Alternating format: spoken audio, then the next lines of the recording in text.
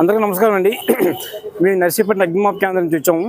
ఎందుకంటే మీరు రావడం కారణం ఏంటంటే 14వ తారీఖు నుంచి ఏప్రిల్ 14 నుంచి 20 తేదీ వరకు వారోత్సవాలు. వారోత్సవ సందర్భంగా ఈరోజు మన నర్సీపట్నం ఆర్టీసీ కాంప్లెక్స్ ఎక్కడ అగ్ని ప్రమాదాలు జరిగినా ఎలా జాగ్రత్త తీసుకోవాలి, సపోజ్ ఏ ఫైర్ అయినా ఎవరికి ఫోన్ చేయాలి, ఏ విషయమైనా పబ్లిక్ తెలియాలని ఈరోజు ఆర్టీసీ కాంప్లెక్స్ దగ్గర పెట్టాము. అలాగే మన డిఎం గారు మన మేడం గారు సపోర్ట్ చేస్తారు మాకు అంతా.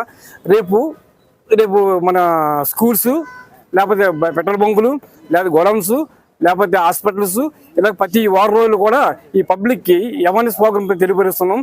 అగ్ని ప్రమాదాలు జరిగినప్పుడు కంపల్సరీ తీసుకునే జాగ్రత్తల గురించి ఈ విషయమే ఈరోజు మనం ఆర్టీసీ కాంప్లెక్స్ దగ్గర ఈ మాక్డ్రిల్ నిర్వహించడం జరిగింది. అందరికీ నమస్కారం అండి. ఎండాకాలంలో ఎటువంటి జాగ్రత్తలు తీసుకోవాలి?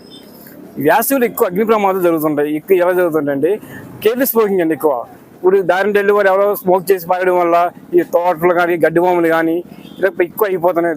మనకి ఈ సంవత్సరం 120 ఫైర్ కాల్స్ వచ్చాయండి. ఈ 120 ఫైర్ కాల్స్లో ఎక్కువ ఈ జీడి తోటలు, సరుగుడు తోటలు, మామిడి తోటలు, ఈ టేకు తోటలు ఎక్కువ అవి జరుగుతున్నాయి. ఎందుకంటే పబ్లిక్ మేము చెప్తాం, ప్రతి విషయం చెప్తాం, ప్రతి ఒక్కరు చెప్తున్నాం.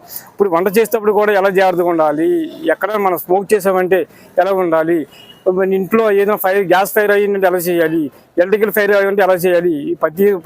ప్రతి బుధవారం కూడా స్కూళ్ళకి, హాస్పిటల్కి, కాలేజీలకి, గ్యాస్ గోడౌన్స్కి ఈ పబ్లిక్ అందరికీ ఏమైనా తెలుపుతున్నాయి. ఈ వార్షిక సందర్భంగా ఈ ఆర్టీసీ కాంప్లెక్స్ ఈరోజు డెమో పెట్టడం జరిగింది సార్.